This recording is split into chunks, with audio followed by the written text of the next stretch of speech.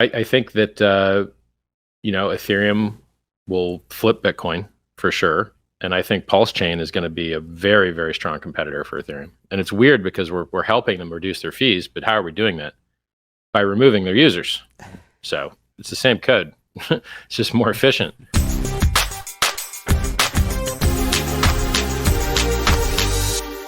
I've been in Bitcoin since 2011. I've mined full Bitcoin block, 50 Bitcoin block rewards, solo, no pool. I'm probably one of very few people to do that. So every, couple hours, 50 Bitcoin would come into my computer. That's You know what I mean? Yeah. So in Bitcoin, it's not how early you got in, it's how long you held. Until the top of the S-curve, and that's different. So I was a retired multimillionaire, self-made man, had a car stereo store, miracle cleaner, cash advance loans, foreclosure bailouts, mortgages, you name it. Started traveling the world, moved down to Panama, got the crap robbed out of me.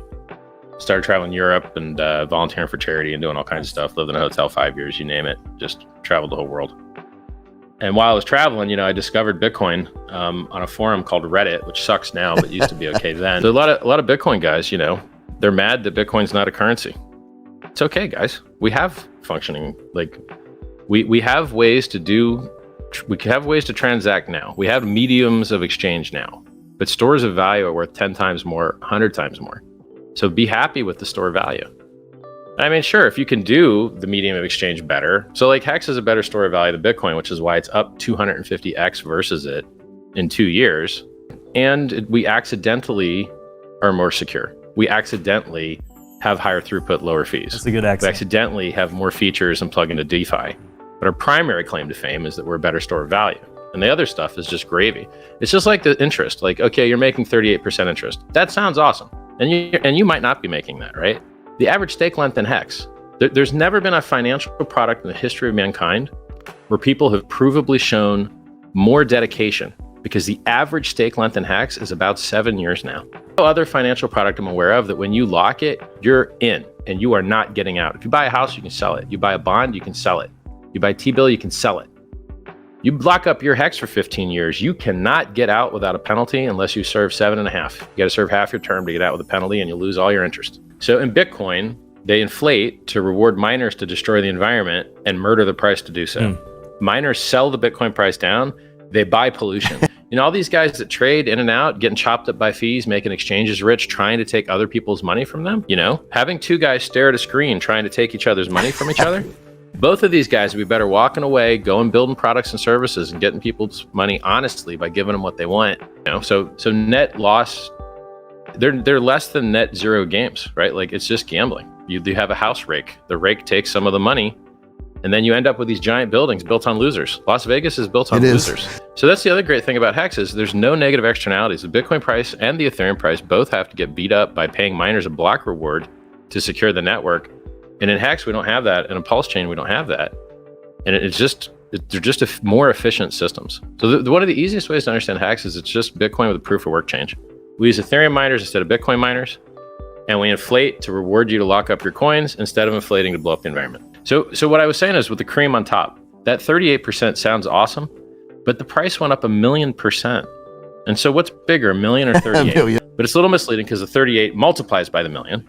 And so you're really getting an extra 500,000, basically, nice. Right? But you can guarantee the appreciation in Hex terms. Yeah. So, that's you're minting your own inflation with no middleman, no counterparty risk. It's just like drawing a pony picture on a piece of paper. Here's paper, here's pen. You draw a pony picture. Now you created something of value. Congrats. Where'd the money come from? A middleman, a security? Can you get rug pulled? No. You got your asset. You've made your own value by minting your own thing that never existed before. And that's exactly what minting your inflation in Hex is. It's just like minting your inflation in Bitcoin, but with less hard. It's hard. And that's why there's more opportunity. When it's easy, you're not going to get the same gains. Yeah. When everyone's done it, you're not going to get the same gains. A large part of the profit and speculation is getting into something before someone else. They go, there's no liquidity. You're like, oh, really? That's funny. Because when was the best time to buy Bitcoin? When Satoshi owned 100% of the coins, when there was no liquidity, there was only one exchange you could buy from, Mt. Gox, which means Magic the Gathering online exchange, which is just a card game. It's literally a card game kids play, Magic the Gathering. The URL Mt. Gox literally meant card trading website, but they just used the URL for a Bitcoin trading website instead.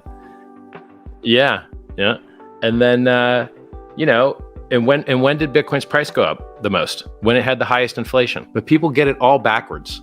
And they look at opportunity in the face and they're like, Hex is so small. There's only 300,000 people that could possibly hold Hex. There's only 300,000 wallets. I think there's 330,000 now. You're like, yeah, that's awesome. That's called opportunity. You want to get in while it's hard to buy. So basically, like the majority of Hex trading is on chain. So you can really, there's the minimum amount of fake crap. You can see who's buying, who's selling, whether they staked, how long they staked for, whether they usually sell when their stakes are over, whether they restake, what other coins they like. You can see this all. It's on chain. And they do this. They do this all the time.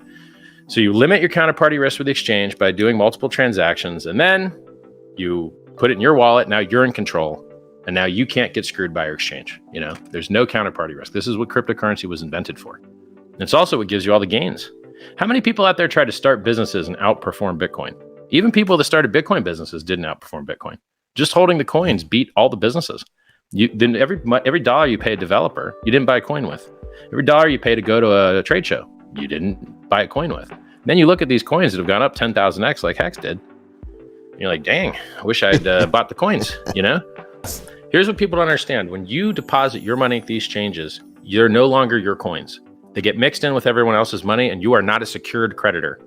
And because you're not a secured creditor and you don't have a UCC1 form filled out, it means that in bankruptcy, you get paid last. And all the secured creditors get paid first, not your keys, not your coins. And the trains have crushed people so many times, and I beg with them, I plead with them. I begged people to take their coins off of BlockFi and Celsius and all these stupid lenders, Cred. I begged them. They didn't listen. They lost all their money. Well, originally it was, okay, Ethereum is better than Bitcoin. Let's just have a coin that we give for free to Bitcoin holders that lets them transact on the Ethereum network. And then it evolved. Then I was like, all right, well, let's have price performance too. What kind of features can we add to it? Well, what's the only thing that the price chart cares about? Buying and holding. All right, well, let's just monetize buying and holding directly. If you buy and hold, we'll pay inflation. All right, let's do that. And then, we got to simulate compounding interest. So how can we simulate compounding interest? Because it takes too much computation to keep writing to the database every day, all these inflation numbers to all these people. And we go, okay, we'll have a share price. And mathematically the same. Instead of beating up the database to pay everyone the rewards, give the old guys more shares or the new guys less, the ratio is still maintained the same. And guess what that gives us? That gives us a share price chart that only goes up and to the right forever in Hex terms. No overhead, no electricity costs, no facilities cost. And in Bitcoin, your miners become worth nothing over time because they aren't efficient enough. The new ones make them obsolete. In Hex, the earlier you get in, the better share price you got, you become more powerful over time. Let's have people be able to turn their Ethereum directly into Hex in a smart contract in the beginning. And then we don't have to, beg exchanges and middlemen. Oh, please, middleman exchange, victimize our users, but let them on ramp, And then we were like, let's have a referral program too, but let's just cut it out after a year. Let's put it on a timer so that the referral program stops after a year to maximize efficiency, because that's middlemen. I mean, referrers are kind of middlemen, right? So it's good in the beginning, but let's have it disappear. And it all worked perfectly, flawlessly for years. It's over 1,000 days in perfect operation now. And, the price went up 1,000,000%, 10,000x before staking. If you'd staked, you would have got, some people made an extra 2x. If you were staked on November 19th, there was something called the big payday. You got an extra 33% no matter what. If you were staked for 1 day, you got an extra 33%. I kind of so giving people these high APYs is awesome, or having the system allow people to mint their own high APYs is awesome. But it would be even cooler if those APIs were lower and you just got that extra on the price chart. Yes. The difference is like inflation in Hex is nothing like Bitcoin. They have to sell it in Bitcoin. Yes. You don't have to sell your Hex inflation. You don't have to, because you don't have any costs. I remember when there was ads on taxis and buses and billboards in the UK back when Hex was up 113x. Wow. And everyone cried and yelled and screamed scam and screamed Ponzi. And then it went up another 10x. And then it went up another 10x. Only in crypto does this happen. I mean, any place else in the world that you see you're going to make get rich quick, it is a scam. There are. But people actually get rich quick in crypto. It's crazy. You got to buy something that's got product market fit. Do not get scammed. It's going to sound funny, and I'm going to give you the best answer I can. I'm a Richard Hart maximalist. The stuff I invent is awesome. The stuff I didn't invent very often turns out not to be awesome. If you don't like me, you don't like the products I've designed, Bitcoin exists. It gained 3 times less than Ethereum after the COVID dip.